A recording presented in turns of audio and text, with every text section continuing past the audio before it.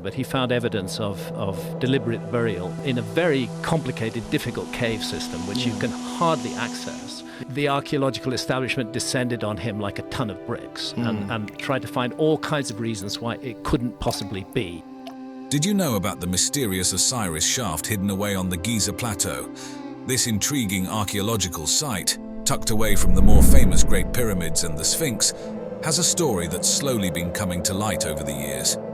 While the big monuments grabbed all the early attention, the Osiris shaft waited quietly for its turn in the spotlight. Would it be fair to say that there's an element of a rediscovery of a lost technology from the past? I think it would be fair to say that, yes. It wasn't just another hole in the ground. This shaft held secrets of ancient Egyptian civilization and their religious practices that were only beginning to be uncovered. It's fascinating to think that this place was just sitting there, known since the late 19th century but not getting much love from explorers. They were all dazzled by the pyramids and Sphinx. I don't know how they did it. All I know is they did it. I don't think anybody knows how they did it, how they lifted those stones, how they brought them up to that level. I think we're looking, again, at a lost technology. But as it turns out, the Osiris shaft had its own tale to tell, one that required a bit of patience to fully appreciate. Enter the 1990s and things started to change. That's when Zahi Hawass, a name many of you might recognize, took the reins and decided it was time to give the Osiris shaft the attention it deserved. Under his guidance, a thorough exploration began, peeling back the layers of its complex architecture. What they found was a marvel, a glimpse into the depth of Egyptian religious thought and engineering prowess. But getting to the heart of the Osiris shaft wasn't a walk in the park. The team faced the massive challenge of pumping out water that had filled its lower levels, especially the third level that was partially underwater. But what happened a few years ago, that the water began to rise in front of the Sphinx temple outside. Then I was really afraid that this water can damage the Sphinx. Imagine the effort it took to bring in modern pumping equipment and clear out all that water just to access the deepest secrets of the shaft. Its 3 levels diving deep into the earth turned out to be a fascinating puzzle of architecture, burial customs, and hidden treasures. The first thing that caught their eyes was the shaft's design itself. It's a marvel of ancient engineering, with each level serving its own mysterious purpose. Down at the very bottom, a large stone sarcophagus sits in a chamber that's partly underwater, painting a vivid picture of the ancient Egyptian underworld right there beneath our feet. It's as if they built their own version of the afterlife hidden deep in the Giza Plateau. But then there's the second level with its 6 empty burial shafts. Imagine the archaeologists' surprise finding them all vacant. It sparked so many questions. Were they plundered, or were they never meant to hold anything in the first place? This level offers a glimpse into the burial practices and rituals of the time, even if it leaves us guessing about some of the details. Despite the lack of inscriptions, a kind of ancient billboard that could have told us exactly who made this and when, the bits and pieces found throughout the shaft speak volumes. Pottery shards, fragments of stone vessels, and other small artifacts serve as breadcrumbs leading us back in time, suggesting that the Osiris shaft might hail from the New Kingdom period. It's like detective work, where every clue helps build a case for when this incredible structure came into being. But perhaps the most touching finds were the mummified remains tucked away in the smaller chambers around that central sarcophagus. It's one thing to study the grand monuments and temples, but it's another to come face to face with the people themselves. Analyzing these remains gives us a rare peek into the lives of those who once walked the streets of ancient Egypt, what they ate, how they lived, and maybe even how they died. Let's talk about Osiris for a moment. He's not your average deity, he's the ancient Egyptian god of the afterlife, death, and rebirth. The story goes that Osiris was betrayed by his brother Set, leading to a saga of death, dismemberment, and a resurrection that sounds like it came straight out of a blockbuster movie. His wife Isis put him back together and brought him back to life. Osiris's story is a cornerstone of Egyptian mythology, embodying the eternal cycle of life, death, and rebirth. And guess what? The Osiris shaft is like a 3-dimensional tribute to this epic tale. Down in the depths of the shaft, there's this chamber filled with water that's believed to represent the underworld. Imagine standing there in front of a large stone sarcophagus that's meant to symbolize Osiris's tomb. It's not just a tomb, It's a symbol of his journey through death and his role as the ruler of the afterlife. But why build such a place? Well, one theory is that the Osiris shaft was a venue for initiation rites. Think of it as a spiritual boot camp where participants would undergo trials, symbolizing death and rebirth, much like Osiris did. These rites weren't just for show. They were believed to impart secret knowledge and bring about a spiritual transformation in the initiates. Some even speculate that the shaft's design was guided by the stars, aligning with celestial bodies that the ancient Egyptians associated with Osiris and the afterlife. It's as if the shaft was a bridge between Earth and the heavens, a physical representation of the soul's journey after death. What's truly fascinating is how the physical structure of the Osiris shaft and the artifacts found within echo the ancient texts like the Pyramid texts and the Book of the Dead. These texts offer a glimpse into the Egyptian view of the afterlife, complete with references to water, boats, and, yes, the significance of sarcophagi. It's like the shaft is a stone-bound version of these ancient scrolls, a tangible connection to the beliefs and rituals of a civilization long gone. Buried deep within the limestone bedrock, the Osiris shaft, it's a three-level maze that masterfully blends practicality with a touch of the mystical. Let's dive into what makes the architecture and structure of the Osiris shaft so fascinating. First off, the way this shaft was designed and built is nothing short of amazing. It shows just how advanced the ancient Egyptians were in their planning and building techniques. The precision with which they carved out these chambers from the bedrock really makes you wonder about their deep understanding of the earth beneath them. At the entrance, you're greeted by a rectangular opening that starts your descent into the depths. This isn't just a hole in the ground, it's a carefully carved vertical shaft dropping down about 10 meters. Imagine the effort it took to remove all that limestone, using tools made from harder stones and metals, and even ropes and wooden scaffolding. It's a testament to their engineering skills. The first chamber you hit is pretty modest. No flashy decorations or treasures, but its simplicity might have been the point. It's like a waiting room or a space for getting ready for something more profound down below, maybe even for some kind of purification rites. But the real intrigue starts when you go deeper to the second level. Here, there's another shaft leading down another 20 meters, and this chamber is a bit more complex. These shafts could have been meant for actual burials, or perhaps as a representation of the journey to the afterlife. The third level is where things get even more dramatic. You go down another shaft, and this time you're 30 meters below the surface. Here lies a large stone sarcophagus, right in the center of the chamber. This isn't just a burial place, it's a symbolic representation of Osiris's tomb. The fact that this chamber is partially filled with water from the natural aquifer adds to the mystique, tying it to themes of rebirth and purification in Egyptian mythology. Graham Hancock is a name that often sparks lively discussions whenever ancient civilizations are mentioned. There are huge corporations that have very large investments in a particular path of technology. Sure. For somebody to come up with a whole new path of technology, it's very threatening to them. Known for his captivating books like Fingerprints of the Gods and Magicians of the Gods, Hancock is no stranger to controversy, especially with his theories that challenge the mainstream archaeological narrative. Today, let's dive into how Hancock's unconventional ideas might shed new light on the mysterious Osiris shaft.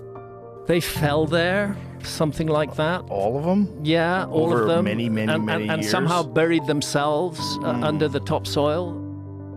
At the core of Hancock's theories is the tantalizing notion of a lost advanced civilization. This isn't just any civilization, but one that supposedly predates all known history, equipped with knowledge in astronomy, architecture, and mathematics that far exceeds what we'd expect from our ancient ancestors.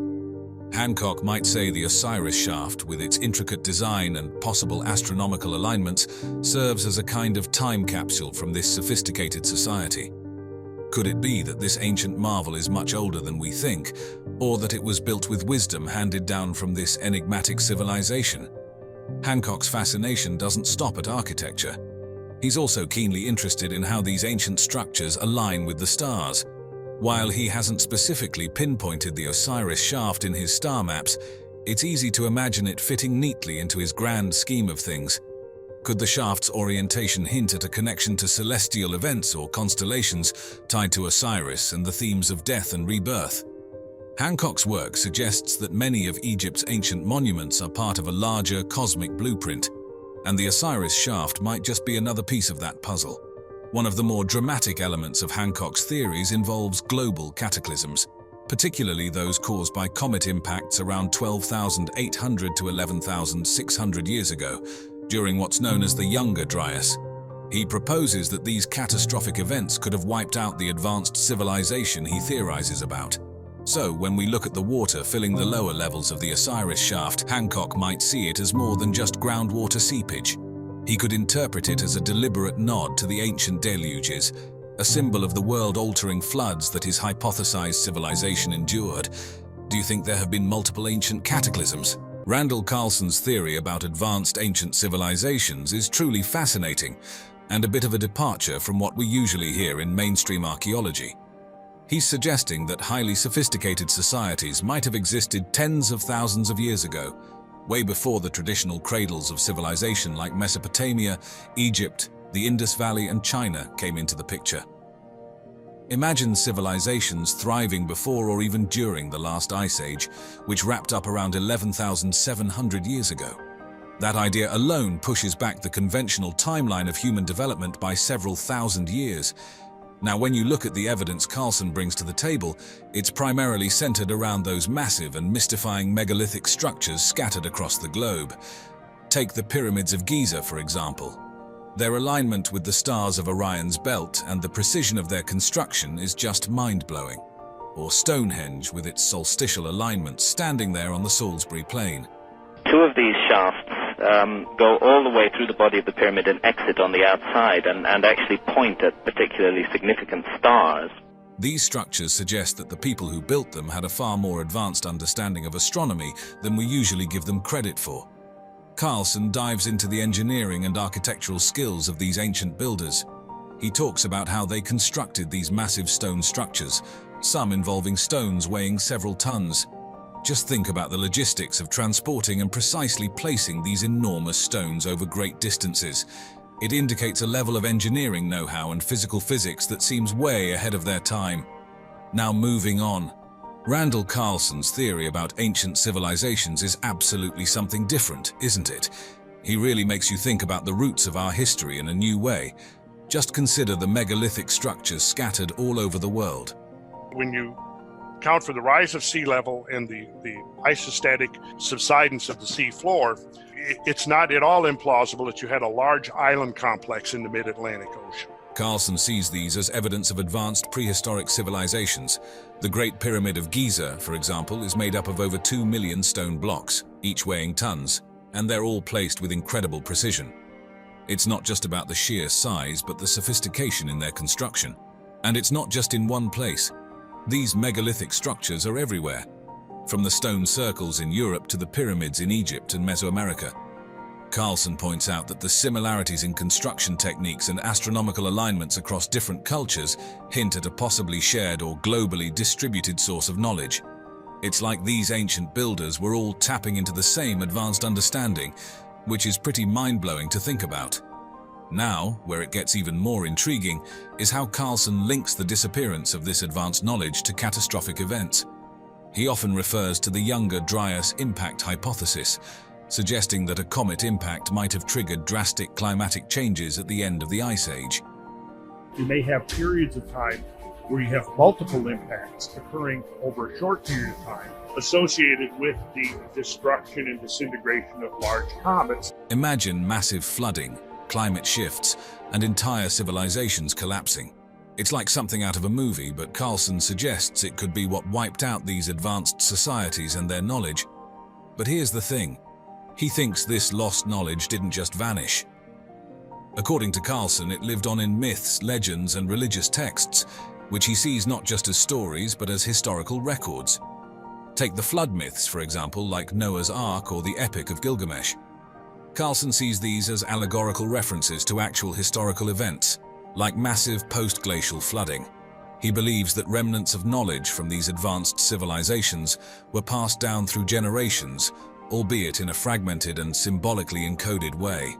Moving back to megalithic structures, Randall Carlson's work on the astronomical alignments of megalithic structures is like peeling back layers of history to reveal the deep astronomical knowledge of ancient civilizations.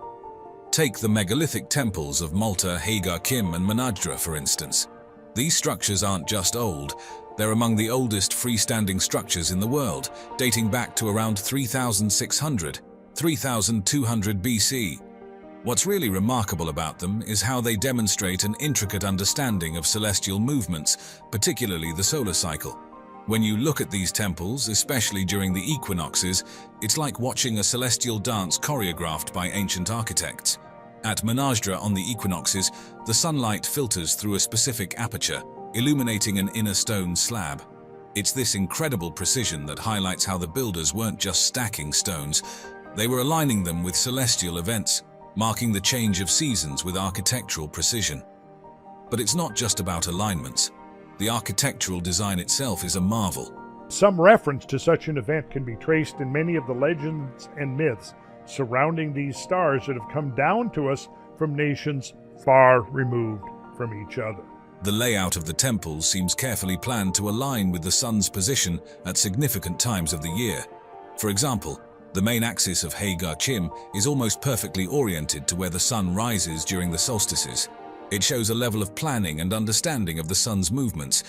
And then there's the construction itself. We're talking about huge megaliths, each weighing several tons, placed with such accuracy that they align with celestial events. It wasn't just a matter of brute force, it required sophisticated knowledge of astronomy and construction techniques. Plus, they used local limestone, which is abundant in Malta. The complexity of these temples goes beyond just their size or the weight of the stones. They have multiple apses, altars, and intricate carvings, all forming part of a complex architectural design.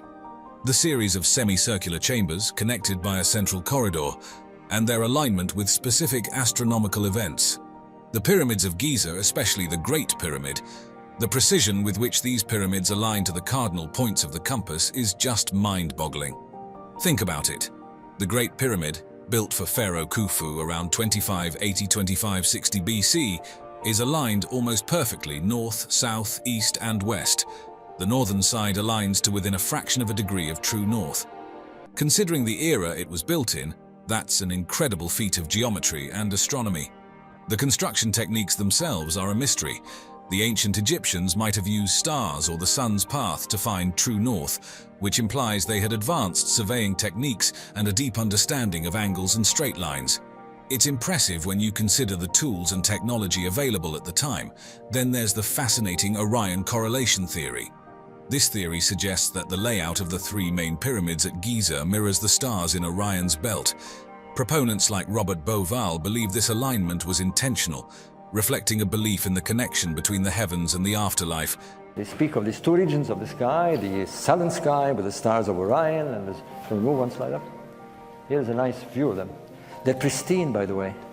It's really eerie how they carve those texts by hand, and some of the details is extraordinary. With Orion associated with Osiris, the god of rebirth and the afterlife, the pyramids in this view were not just tombs but also celestial maps and gateways for the pharaoh's soul to the afterlife. The smallest pyramid, Menkaura's pyramid, is slightly offset, mirroring the offset of the smallest star, Mintaka, in Orion's belt, which adds another layer of intrigue to this theory. The design of the pyramids also incorporates alignments with the sun and specific stars and constellations. For example, certain shafts within the Great Pyramid align with particular stars. These could have been more than architectural features. They might have held spiritual significance, possibly serving as pathways for the pharaoh's soul to the stars. Also, on specific days of the year, the sun sets between the pyramids, creating a visual spectacle likely significant in ancient Egyptian ceremonies. Now one of the most known megalithic structures. Would it be fair to say that there's an element of a rediscovery of a Yes. lost technology from the past? I think it would be fair to say that, yes. Stonehenge, out there on the Salisbury Plain in Wiltshire, England. What's particularly fascinating about Stonehenge is its astronomical alignment and how it was constructed. The way it lines up with the summer solstice is probably what it's most famous for. On the longest day of the year, the sun rises right over the heel stone, which is set just outside the main stone circle. As the sun comes up, its rays shoot straight through the entrance and light up the center of the circle. Stonehenge also aligns with the winter solstice and possibly other celestial events. During the winter solstice, the sunset is framed by those massive stone trilithons, and some experts think it might even line up with lunar phenomena, which just adds another layer to how the builders understood both the sun and the moon's movements. When you think about how Stonehenge was built, it's even more mind-blowing. The final form was completed around 2500 BC, but it was built in phases over about 1,500 years. The main part of the monument is made up of these huge sarsen stones arranged in a circle, and there are smaller blue stones that were brought over from Wales. That's over 150 miles away. And then there's the layout of the stones. They're set up in this specific geometric pattern with an outer circle, an inner horseshoe arrangement, and those trilithon structures. The precision in the layout and how the stones are oriented show a really deep understanding of geometry and astronomy. It's not just a bunch of rocks placed randomly. Everything at Stonehenge is set up with purpose and meaning, which makes you wonder a little bit, doesn't it? Tucked away in the heart of the Great Pyramid of Giza lies the King's Chamber, a marvel of ancient Egyptian architecture that continues to fascinate historians and visitors alike. If you look at the famous King's Chamber, its walls and its ceiling of the King's Chamber are all made with gigantic granite blocks. Imagine walking through the Grand Gallery, a corridor stretching 47 meters long and rising 8.6 meters high to reach this iconic chamber. This journey alone, through such an expansive space within the solid stone of the pyramid, showcases the incredible skill of ancient Egyptian builders. Now, Egyptologists will tell you that, they could move heavy blocks because they put them on wet sand and they push them along on wet sand. Well, maybe if you're just at ground level, that will do. But when you're 350 feet above the ground, as you are in the King's Chamber, that won't do at all. The King's Chamber itself is a testament to the Egyptians' advanced understanding of materials and construction techniques. Carved from red granite brought all the way from Aswan, over 800 kilometers away, the chamber's very walls speak of a civilization capable of monumental feats of logistics and engineering. The room's dimensions, about 10.47 meters by 5.234 meters and 5.974 meters high, are thought to be imbued with symbolic meaning, perhaps aligning with celestial or pharaonic principles. If we're only looking for a mere reflection of ourselves, we could overlook it completely. I think we're getting very close to rediscovering some of the things that our ancient ancestors were up to. At the chamber's center lies a red granite sarcophagus, believed to be the intended resting place of Pharaoh Khufu, though intriguingly, no human remains have ever been discovered within it. The sarcophagus bears marks of damage and wear, silent witnesses to the millennia that have passed since its creation. Its very presence in the chamber, given its size, suggests it was placed there during the construction of the room, hinting at the meticulous planning that went into the pyramid's design. Above the chamber, an ingenious system of 5 relieving chambers helps distribute the weight of the pyramid, protecting the space below. This feature highlights the ancient builders' sophisticated understanding of structural integrity. Additionally, the chamber is equipped with 2 narrow shafts extending to the pyramid's exterior. Initially thought to be for ventilation, these shafts are now believed to possibly serve a more symbolic purpose, possibly aligning with stars or celestial phenomena significant to Khufu's journey in the afterlife. Step into the heart of the Great Pyramid of Giza, and you'll find yourself in the Grand Gallery, an awe-inspiring testament to the ancient Egyptians' architectural genius. I don't know how they did it. All I know is they did it. I don't think anybody knows how they did it, how they lifted those stones, how they brought them up to that level. I think we're looking, again, at a lost technology. This corridor is not just a path to the King's Chamber. It's a showcase of ancient ingenuity and a symbol of the civilization's advanced engineering capabilities. Imagine walking through this grand space, with walls that narrow as you look upwards, thanks to the sophisticated corbelling technique used in its construction. This method, where each layer of stone slightly overhangs the one below, creates a dramatic narrowing effect towards the ceiling. It's a clear sign of the Egyptians' mastery in using architecture not only for structural stability, but also to inspire awe. The materials themselves, limestone blocks for the walls and heavier stones for the ceiling, were chosen with care, ensuring the gallery could bear the immense weight of the pyramid above. The Grand Gallery served a crucial role as the gateway to the King's Chamber, possibly designed to awe and inspire those who walked its length. But its purpose might have extended beyond mere access. Some scholars suggest it played a part in the pharaoh's funeral procession or other rituals connected to the afterlife journey. Features like the Great Step, a massive stone at the gallery's end, and various slots and holes along its walls hint at a space designed for more than simple passage, possibly aiding in the construction of the chamber. Moving on to another fascinating marvel of the pyramid, the Queen's Chamber. It holds mysteries that have puzzled scholars and enthusiasts for centuries. Despite its regal name, it's widely believed that this chamber was never intended as a final resting place for a queen. The lack of any burial artifacts and its distinctive features have sparked endless speculation about its true purpose. Positioned centrally within the pyramid, yet at a lower elevation compared to the majestic King's Chamber, the Queen's Chamber offers its own unique allure. Imagine venturing about 20 meters above the ground level through a corridor extending from the Grand Gallery to discover this intriguing space. Its dimensions create an unexpectedly spacious environment, with a pointed roof reaching up towards the pyramid's core, adding to the chamber's grandeur. One of the chamber's most striking features is a large niche in the eastern wall. Standing about 4.6 meters high, this vertical recess has baffled many. Was it intended for a statue serving a symbolic or ritualistic purpose, or does it hold a deeper meaning related to the pharaoh's journey in the afterlife? The construction technique of the chamber's roof, using corbelled layers of stone that create an inverted V-shape, mirrors the design seen in the King's Chamber, suggesting a deliberate architectural choice to ensure stability and perhaps to bear symbolic weight. Theories about the chamber's purpose are as varied as they are fascinating.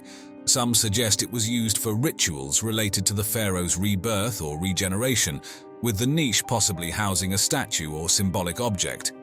Others propose that its location and design might reflect ancient Egyptian cosmological beliefs or serve a more mundane purpose, like distributing the pyramid's weight or housing a statue of the deceased in a serdab-like arrangement.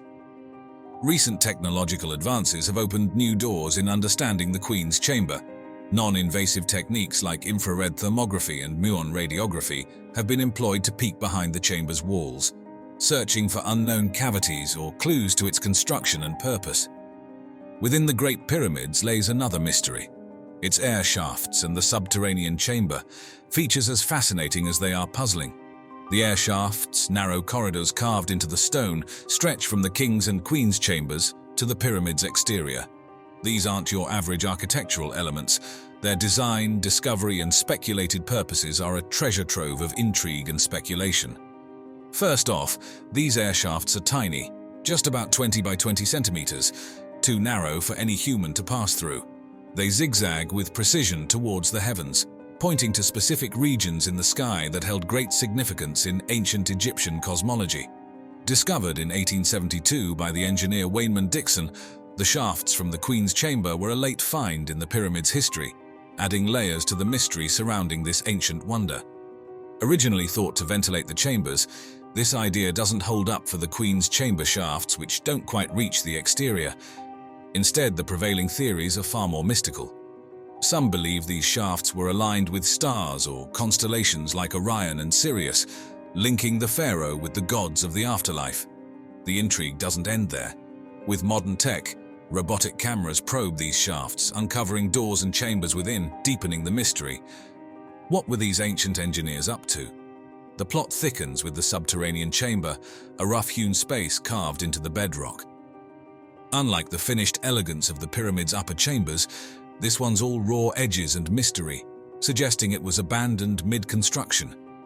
Was it intended as Khufu's original tomb, a symbolic underworld, or something more practical like a flood defense? Theories abound, but no one's quite cracked the code. This chamber's unfinished nature has led to all sorts of speculation about its purpose and why it was left incomplete. Imagine stumbling upon a hidden chamber within one of the world's oldest and most mysterious monuments. That's exactly what happened when scientists discovered the Big Void, a revelation that's as thrilling as it is mystifying.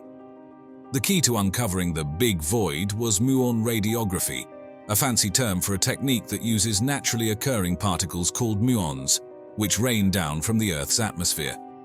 These particles have the unique ability to penetrate solid stone, providing a way to peek inside the pyramid without drilling or causing damage. By detecting variations in muon density, scientists can identify empty spaces, like our newly found void. This discovery was the result of international teamwork, part of the Scan Pyramids project, which brought together experts from around the globe to explore the pyramid's innermost secrets. So, what do we know about the Big Void? Well, it's situated above the Grand Gallery, a known cavity within the pyramid, and stretches for at least 30 meters, roughly the length of the gallery below. Its size suggests it was a significant part of the pyramid's design, but its purpose remains a tantalizing mystery. Was it intended to relieve weight from the Grand Gallery below, a hidden chamber for ceremonies, or perhaps just an architectural quirk? The truth is, we're not quite sure yet. The discovery of the Big Void opens up new avenues for exploration and research. Scientists are now considering more advanced methods to study the void in detail, like drilling small holes to insert cameras, all without harming the pyramid's structure. This void could provide invaluable insights into how the ancient Egyptians built such monumental structures and why they included such spaces within the pyramid's design. Each new discovery within the Great Pyramid is a piece of the puzzle in understanding one of humanity's most remarkable achievements. The Big Void isn't just an empty space, it's a reminder of the mysteries still waiting to be solved and the stories of the past yet to be told. Robert M. Schoch, a geologist with a PhD from Yale University, came up with a fascinating idea in the 1990s about the age of the Great Sphinx of Giza. He noticed something interesting about the erosion patterns on the Sphinx and the surrounding area. Unlike the typical wind and sand erosion you'd expect in Egypt's deserts, these patterns looked more like they were caused by water. This was a big deal because it suggested that the Sphinx might be much older than we thought. Now, Graham Hancock, a well-known British author who loves digging into ancient mysteries, found Schoch's theory really interesting and started supporting it. Since the early 1990s, question marks have been raised over the age of the Great Sphinx of Giza in Egypt. Egyptologists think it's about 4,500 years old, although there's not a shred of inscription evidence to support this date. Independent researcher John Anthony West and Robert Schoch, professor of geology at Boston University, have made a case that the Sphinx must be much older than that. Hancock is known for questioning the usual stories we hear about historical and archaeological sites. Schoch's theory caught his eye because it suggested that the Sphinx was around during a time when Egypt had a lot of rain, which was way back around 8,000 to 10,000 BCE. This idea of heavy rainfall leading to the erosion we see on the Sphinx today is really cool, but also quite controversial. You see, traditionally, archaeologists have dated the Sphinx to around 2500 BCE, during Pharaoh Khafre's time. They base this on where the Sphinx is located in the Giza pyramid complex and how it looks compared to other stuff from that period. But if Schoch is right and the Sphinx was actually built when it was much wetter in Egypt, then it could be thousands of years older than we thought, maybe even dating back to the Neolithic era. That's a pretty big shake-up in how we think about ancient Egyptian history. To put it bluntly, the Sphinx did not originate with Khafre in the 4th dynasty, and really the beginning of my serious work and career looking at ancient civilizations. Instead of the typical wear and tear you'd expect from wind and sand in a desert, the Sphinx had features like deep cracks, wavy lines on its limestone walls, and smooth, rounded edges. These are the kinds of things you usually see with water erosion, not wind or sand. Now, the Sphinx is made out of limestone, which is pretty easy for water to wear down. And what's interesting is that this limestone is made up of different layers, some harder than others. Schoch saw that the water erosion affected these layers in a way that you wouldn't really see if it was just wind and sand doing the damage. But here's where it gets even more intriguing. Schoch looked at the climate history of the Sahara Desert and the Giza area and found out that way back between 10,000 and 5,000 BCE, this place wasn't the dry desert we know today. It was actually pretty wet, thanks to something called the Neolithic subpluvial phase. We know there were hyper-arid Sahara conditions on the Giza Plateau for the last 5,000 or so years. And this ties in with the origins of civilization, according to the standard story, which is that civilization began between 4,000 and 3,000 BCE. This was a time when there was a lot more rain. So Schock thinks that this rainy period might have caused the kind of water erosion we see on the Sphinx, suggesting it's much older than we thought, maybe even dating back to these wetter times. This goes against the usual dating of the Sphinx to around 2500 BCE during Pharaoh Khafre's reign, based on its style and where it's located in the Giza pyramid complex. Schock's idea definitely shakes things up in terms of how we think about the Sphinx's age. So Robert Schock didn't just look at the Sphinx in isolation when he was thinking about this whole water erosion idea. He actually compared the wear and tear on the Sphinx with other ancient limestone sites that had been exposed to a lot of rain. This was his way of checking if what he saw on the Sphinx matched up with known patterns of water erosion elsewhere. It's like looking at different worn-out jeans to figure out if they got ripped from climbing trees or just from washing them a lot. He found sites with a clear historical background where they knew for sure that rain had done its thing over the years. When he looked at these places, he noticed that the erosion patterns were quite similar to what he was seeing on the Sphinx. This kind of bolstered his argument that the erosion on the Sphinx could really be from water, not just wind or sand. You look at the evidence, and that's really where I was coming from. But my point is that even in the late 1980s, early 1990s, when I first got involved with this, if I looked at it critically, the evidence was not that definitive for the age of the Sphinx. Schock's approach was pretty comprehensive. He wasn't just a geologist looking at rocks. He was also considering the weather patterns from thousands of years ago and what archaeologists were saying about these ancient sites. It's like he was piecing together a big jigsaw puzzle from different fields of study. But of course, there are always different sides to a story. Some critics pointed out that the erosion could be due to other natural processes unique to the Giza area, like fluctuations in groundwater, or the way certain chemicals in the air might wear down the rock. And then there's the whole thing about what archaeologists have found around the Sphinx, like artifacts and writings that suggest it was built around 2500 BCE, during Pharaoh Khafre's time.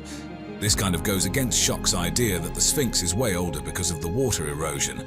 So it's a bit of a puzzle with some pieces still missing. Graham Hancock has this really intriguing idea about an ancient civilization that he thinks existed way before the ones we usually learn about in history books, like the Egyptians, Sumerians, and the Indus Valley folks. He reckons this civilization was around many millennia earlier, and that it might have been wiped out by a huge comet impact around 10,000 BCE. Imagine that a whole advanced society just gone in the blink of an eye, leaving only bits and pieces behind. And here's where it gets even more interesting. Hancock thinks this civilization wasn't just hanging out in one spot, it was all over the place, having a global influence. He suggests that after whatever disaster hit them, the survivors might have traveled far and wide, sharing their knowledge and helping kickstart other ancient cultures. Hancock dives into myths and oral traditions from all over the world too. He's not just dismissing these stories as old wives' tales, but considering them as potential historical records. For example, he's really interested in the flood myths that pop up in different cultures. He thinks these might be a collective memory of a real event that had a huge impact on this lost civilization. The best explanation is that floods of icy meltwater released by the heat and kinetic energy of the impacts flowed off the North American ice cap and into the Atlantic Ocean, where they interrupted the Gulf Stream, a key element of the central heating system of our planet, hence the sudden and dramatic cooling. Now, Hancock is big on astronomy. He points to how some ancient structures, like the Giza pyramids and the Sphinx, line up with certain stars and constellations. He thinks this isn't just a coincidence, but a sign of advanced astronomical knowledge. He's also into the idea that these ancient folks understood the precession of the equinoxes. That's a fancy term for a slow shift in Earth's rotation over a 26,000-year cycle. If he's right, it means they were way ahead of their time in understanding the cosmos. Graham Hancock has this captivating theory about ancient civilizations and their architectural wonders. He's really into how these old structures, like the pyramids in Egypt, Stonehenge, and those incredible megalithic sites in South America, show off some serious engineering and architectural skills. Hancock reckons that to build these things with such precision and detail, those ancient folks must have had some advanced knowledge and technology that we don't usually give them credit for. Take, for instance, the way the stones are cut at Pumapunku in Bolivia. Hancock points out that the cuts are so precise, it's as if they had access to some really advanced tools. And when it comes to building massive structures, he's all about the techniques they must have used. He's amazed at how accurately these huge stones were fitted together, often without any mortar, and wonders how on earth they moved and positioned stones that weigh several tons. This isn't just your everyday heavy lifting. We're talking about some serious know-how in engineering and possibly some clever uses of leverage and pulley systems. Now he doesn't stop there. He's also fascinated by the mathematical and geometrical knowledge that these structures reveal. He talks about the use of the golden ratio, pi, and precise angular measurements, which shows a sophisticated understanding of math and geometry. Like, take the Great Pyramid of Khufu. Its alignment, the way its base is perfectly level, and the precise angles of its sides. Hancock sees this as evidence of a much more advanced understanding of geometry and engineering than we might think. Then there are the monumental buildings in Mesoamerica, such as the Pyramid of the Sun at Teotihuacan and the Mayan pyramids. Hancock highlights their architectural sophistication, urban planning, and the use of large stone blocks. All of this, to him, points to a level of technological proficiency and knowledge that goes way beyond what we've traditionally thought was possible for these ancient cultures. In a nutshell, Hancock is looking at these ancient structures and saying, hey, there's more to the story here. He's suggesting that these civilizations had a depth of knowledge and skill in construction, engineering, and mathematics that challenges our conventional understanding of ancient history. It wasn't something the Maya made up.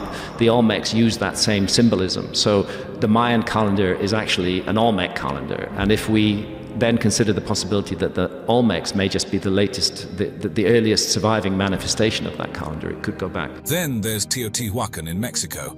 Hancock looks at the layout of this ancient city and sees a kind of mirror image of our solar system's planetary orbits. To him, this suggests that the people who built Teotihuacan had a pretty detailed knowledge of astronomy and space. Stonehenge in England is another example. Hancock thinks it was used as an astronomical observatory because of how it aligns with the solstices. He sees this as further evidence that ancient people understood celestial movements really well. And let's not forget about the Pyramid of Kukulkan at Chichen Itza. During the equinoxes, this pyramid casts a shadow that looks like a serpent. Hancock sees this as a sophisticated way of tracking the sun's path, again showing an advanced understanding of astronomy. Hancock also dives into the idea of precession, which is this slow wobble in Earth's rotation that takes about 26,000 years to go full circle. He looks at how the Giza pyramids align with Orion's belt, and how the Sphinx lines up with the Leo constellation during what's known as the Age of Leo, around 10,500 BCE. He thinks these alignments aren't random but deliberate, showing that the people back then understood this complex astronomical phenomenon. So, in a nutshell, Hancock is really into the idea that ancient structures around the world weren't just built for the heck of it. He believes they were deliberately aligned with stars, constellations, and celestial events, showing that ancient civilizations had a much deeper understanding of astronomy than we usually give them credit for. The effort to transport and erect these massive stones without modern technology is nothing short of astonishing. Using levers, ropes, and wooden sledges, the people of Gobekli Tepe managed to move these enormous stones over considerable distances, a testament to their ingenuity and teamwork. This wasn't a small feat. It required a high level of social organization and cooperation, suggesting that this community was far from the nomadic bands of hunter-gatherers we often imagine. So why did archaeologists tell us for so long hunter-gatherers couldn't do it, and we needed agricultural populations that could generate surpluses that could pay for the specialists that was the theory. Instead, they were capable of complex planning and communal effort, likely driven by shared beliefs and common goals. The technological innovation and architectural planning evident in Gobekli Tepe's construction are truly ahead of their time. The precision in the carving and erection of the pillars, along with the thoughtful layout of the site, show an advanced understanding of stone masonry and basic engineering principles. This sophistication challenges the simplistic view we often have of prehistoric societies, revealing a people capable of complex thought and remarkable feats of engineering. When you dive into the story of Gobekli Tepe, you're not just exploring ancient ruins. You're stepping into a world where prehistoric peoples pulled off engineering marvels that would be daunting even by today's standards. Picture this: a community back in the 10th millennium BCE, without access to metal tools, the wheel, or any form of animal labor, decides to build something extraordinary. They set their sights on massive limestone pillars, each one towering over 5 meters high and weighing around 10 tons. and they decide to quarry, shape, transport, and erect these giants using nothing but stone hammers, wooden tools, and sheer human will. It's a scenario that might make a modern engineer blink twice. These ancient builders leveraged ingenious methods, likely rolling these colossal stones over logs or dragging them on sleds made from tree trunks, all coordinated by what must have been an incredible communal effort. Just imagine the sight, hundreds of people coming together, each one playing a part in this monumental task. It wasn't just about physical strength, it required a high degree of planning, coordination, and social organization, suggesting that these early communities were far more complex than we often give them credit for. And let's talk about the layout of Gobekli Tepe. It wasn't a haphazard arrangement of stones. Gobekli Tepe is a bit more nuanced. You know, we have stone circles, we have some interesting astronomical alignments. The world's first perfectly north-south aligned building.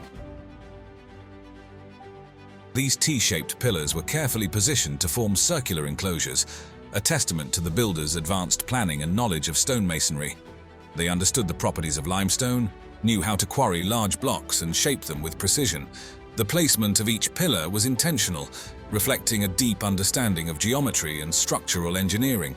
Gobekli Tepe is like a time capsule that's slowly revealing its secrets to us, and among its most captivating mysteries are the potential astronomical alignments hidden within its ancient stone circles. Imagine standing among these massive pillars over 10,000 years ago, looking up at the night sky. Some researchers think that the people who built Gobekli Tepe did more than just admire the stars. They aligned their monumental structures with them. The idea that these ancient builders could align their creations with constellations like Sirius or Orion, or mark the solstices and equinoxes, is mind-blowing. It suggests they were not just master builders, but also early astronomers, tracking the heavens with an accuracy that challenges our assumptions about prehistoric peoples. This possibility opens up all sorts of fascinating questions about how and why they did this. If the alignments at Gobekli Tepe were intentional, it could mean that these ancient builders had their own form of astronomical observation, maybe even a basic calendar system. Gobekli Tepe and the lack of evidence for permanent settlement presents a fascinating glimpse into the spiritual life of people over 11,000 years ago. This site, rather than serving as a home or village, appears to have been a significant ceremonial or pilgrimage destination.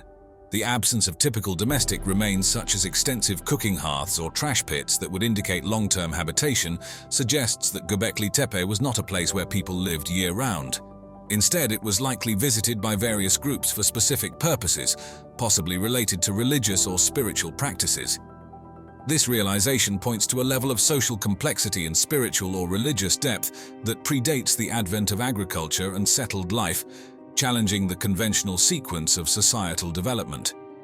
The stone pillars of Gobekli Tepe, carved with an impressive array of reliefs and symbols, are among the earliest known examples of narrative art, offering profound insights into the prehistoric mind.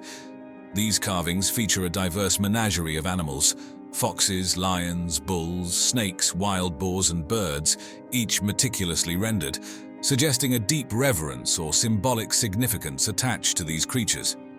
The presence of such carvings indicates not only advanced artistic skills and aesthetic sensibilities, but also suggests these animals held particular meanings for the people who created them. They could represent clan totems, spiritual guides, or mythological stories central to the community's beliefs and rituals. Moreover, the humanoid figures, some of which appear to be depicted wearing animal skins, hint at early forms of shamanistic practices, or the veneration of deities or priests donned in ceremonial garb. These figures could represent intermediaries between the physical world and the spiritual realm, playing crucial roles in the rituals and ceremonies conducted at the site. The abstract symbols found alongside the more representational carvings add another layer of complexity to our understanding of Gobekli Tepe's spiritual significance. These symbols could be early attempts at encoding sacred knowledge, marking significant events, or conveying complex concepts related to cosmology, theology, or social order. The carvings on Gobekli Tepe's pillars, therefore, are not merely decorative, but are deeply imbued with meaning, serving as a tangible connection to the beliefs, rituals, and cosmologies of prehistoric peoples. They provide a window into a world where spirituality was expressed through the medium of stone, and where the natural and supernatural realms were closely intertwined. The story of Gobekli Tepe is like something out of a movie, an ancient site buried under tons of soil and debris around 8000 BCE, only to be rediscovered and shake up everything we thought we knew about the dawn of civilization. This wasn't just a case of a lost city getting swallowed up by the sands of time. It was an intentional act, a massive project that likely took as much effort and organization as the construction of the site itself. Why would a society go through such lengths to bury this place? The theories are as fascinating as they are varied, ranging from ritualistic closure to a strategic move for preservation against natural disasters or even invasions. But here's the kicker. Gobekli Tepe turns the Neolithic revolution's narrative on its head. The common story is that agriculture kick-started the rise of complex societies and monumental architecture. The idea that we come across that another turn of the spade reveals information that causes us to reconsider not just was it hunter-gatherers or agriculturalists, but perhaps something bigger than this is involved. Yet here we have an elaborate complex built by hunter-gatherers long before farming took hold. It suggests that the impulse to gather for religious or ceremonial reasons might have been a driving force behind settling down and forming communities. This discovery forces us to rethink not just the timeline of human history, but the very factors that drive societal development. Gobekli Tepe shows us that hunter-gatherer societies were capable of a level of organization, cooperation, and spiritual expression that we usually only attribute to settled farming communities. It hints at a world where shared beliefs and rituals were the glue that held societies together, potentially paving the way for the transition to a sedentary lifestyle. Once upon a time, as the last ice age retreated and the Earth began a dramatic transformation, the stage was set for a narrative that would challenge our understanding of human history. This was a time of global climatic shifts, marked by rising temperatures, melting ice, and rising sea levels. Human societies, which had thrived as hunter-gatherers during the chill of the Ice Age, began to spread across the planet. This period, known as the Mesolithic era, saw the dawn of permanent settlements and the beginnings of agriculture. But according to the intriguing and controversial Kemet theory, this era also witnessed the rise of something extraordinary in the Nile Valley. The Great Pyramids and their relationship to the River Nile reflect the sky of 12,500 years ago, not 4,500 years ago. The proponents of the Kemet theory weave a tale of an advanced civilization, one that allegedly emerged amidst these climatic upheavals. This civilization, they claim, was not just advanced for its time, but possessed knowledge and technology that would leave later societies in awe. Their mastery, it is said, extended across various domains. In the realm of astronomy, the people of Kemet supposedly had an intricate understanding of celestial bodies. They could track astronomical events with precision, knowledge that they might have used to develop sophisticated calendar systems and guide their agricultural activities. The Great Pyramid is an incredibly complicated monument, but those who built it had an enormous knowledge, which they manifested in the Great Pyramid. But their expertise did not end with the stars. The architectural marvels of ancient Egypt, such as the pyramids, are believed by adherents of this theory to be remnants of this earlier, more sophisticated civilization. Further, this mysterious civilization is credited with extraordinary advancements in medicine and mathematics, and perhaps even in fields of energy and physics that modern science has yet to rediscover. The legacy of their knowledge, it is suggested, was far-reaching. The proponents of the Kemet theory point to various pieces of evidence to support their claims. They observe geological anomalies that mainstream archaeology might overlook or interpret differently. For instance, the erosion patterns on the Sphinx and certain features of the pyramids are argued to be much older than the established timeline suggests. The Great Sphinx was subjected to about 1,000 years of heavy rainfall, and that's the only time you find that heavy rainfall on the Giza Plateau is the Younger Dryas. Between roughly 12,800 and 11,600 years ago. You certainly didn't find it 4,500 years ago when the Sphinx was supposed to have been made. Proponents cite water erosion marks on the Sphinx, which they claim point to a construction date that predates the aridity of the Sahara Desert. Moreover, the theory draws on mythological and cultural parallels. It notes similarities in ancient myths, religious practices, and architectural styles across different cultures. These similarities are interpreted as echoes of a shared source of ancient wisdom, potentially originating from Kemet. According to the narrative of the Kemet theory, after a catastrophic event, the survivors of this advanced civilization dispersed globally. This diaspora, the story goes, spread their advanced knowledge far and wide. This could, as the theory suggests, explain the sudden rise of complex civilizations and monumental architecture in various parts of the world.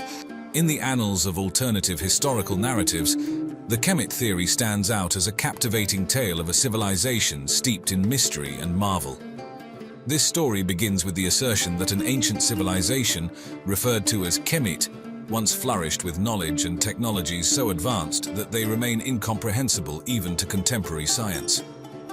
The echoes of this lost civilization are believed to be found in the monumental achievements of ancient Egypt, particularly in the realms of astronomy and engineering.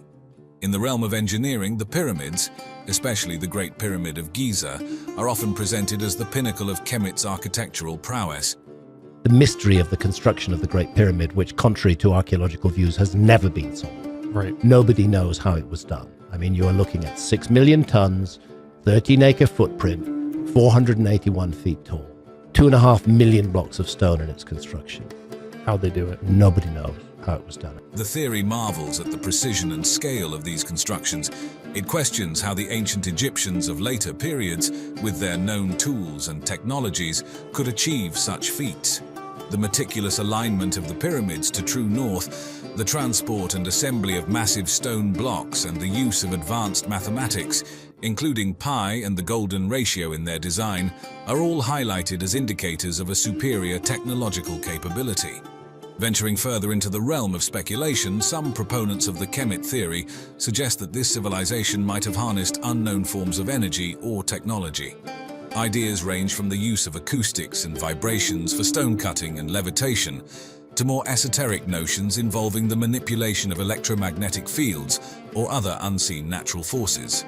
The dawn of the early dynastic period heralded a monumental shift. Egypt, which had been divided into upper and lower regions, was unified under the rule of King Narmer, a seminal event immortalized on the famed Narmer palette. This unification gave birth to the First Dynasty and set the stage for a cultural renaissance. Hieroglyphic writing emerged, a sophisticated system that allowed for intricate record-keeping and administration. Royal tombs, grand in their design, began to dot the landscape at Abydos and Saqqara.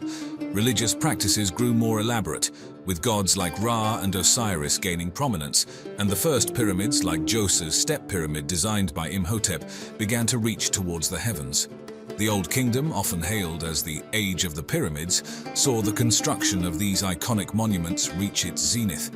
What happened was that in later times, the ancient Egyptians, who were the inheritors of the culture that originally established the Giza Plateau, that the ancient Egyptians found it necessary to restore and modify some very ancient monuments. The Great Pyramid of Giza, a marvel of engineering and architecture, stood as a testament to the pharaoh's godlike status. Art and culture flourished with the Sphinx of Giza, a colossal statue combining the body of a lion with the head of a pharaoh, embodying the period's artistic audacity. However, this golden age was not to last. Political instability and the decentralization of power eventually ushered in the First Intermediate Period, a time of decline and turmoil. Out of chaos, the Middle Kingdom arose, a period marked by reunification and stability under rulers like Mentuhotep II. Literature and art saw a renaissance, with works like The Tale of Sinuhe, reflecting a more realistic and individualistic portrayal of life. Trade expanded, and fortifications were strengthened, signaling a kingdom more secure and prosperous than ever. The New Kingdom heralded an era of empire building, with Egypt's influence stretching from modern-day Syria to Sudan. This was the age of famous pharaohs like Hatshepsut, Akhenaten, Tutankhamun, and Ramesses II. Akhenaten's radical attempt at religious reform, introducing monotheistic worship of Aten, marked a brief but significant departure from traditional beliefs. Architectural achievements reached new heights, with the construction of grand temples at Karnak and Luxor, and the creation of the Valley of the Kings. Following the New Kingdom, Egypt entered a period of decline. The Third Intermediate Period was characterized by political fragmentation, and the late period saw foreign invasions and rule by Nubians, Assyrians, and Persians. The final phases of ancient Egyptian civilization were under the Greek Ptolemaic dynasty and Roman rule, marking the end of a civilization that had lasted for... But what they don't like is the notion that certain knowledge and information accumulated by that culture was passed down all around the world, so that you find the same essential ideas in Mesopotamia, in ancient Egypt, in the Amazon rainforest, in Mexico, in Guatemala, amongst the Mayan culture, for example. The same essential ideas are being repeated. The traditional Egyptology timeline reveals a civilization of incredible depth and complexity. From their architectural feats to the intricacies of their religious beliefs and social structures, the ancient Egyptians left an indelible mark on human history. Their story, woven into the fabric of the Nile's fertile valleys, continues to captivate and enlighten, a testament to the enduring legacy of one of the world's most remarkable civilizations. In the tapestry of human history, woven with the threads of established facts and intriguing mysteries, the Kemet theory presents a fascinating narrative.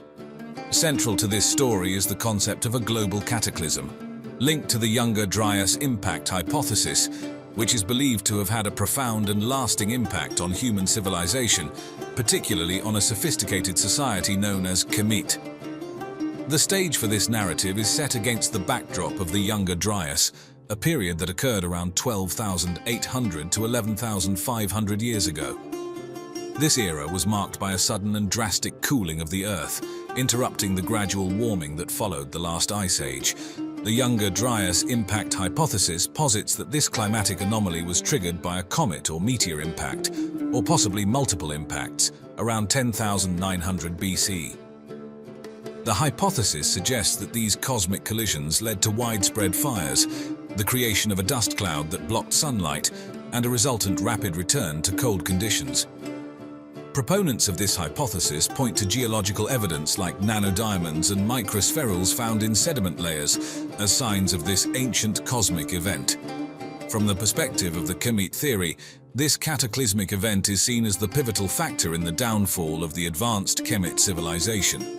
The theory suggests that the catastrophic events unleashed by the impact led to widespread destruction and loss of life, resulting in the rapid decline and eventual disappearance of Kemet.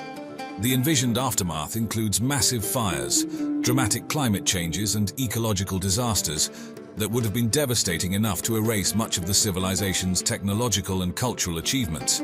This was the 12,800 years ago was the onset of the Younger Dryas, which is a catastrophic climate episode, which is where the Earth has been emerging quite slowly and almost pleasantly from the Ice Age, and then suddenly goes back into a dramatic deep freeze.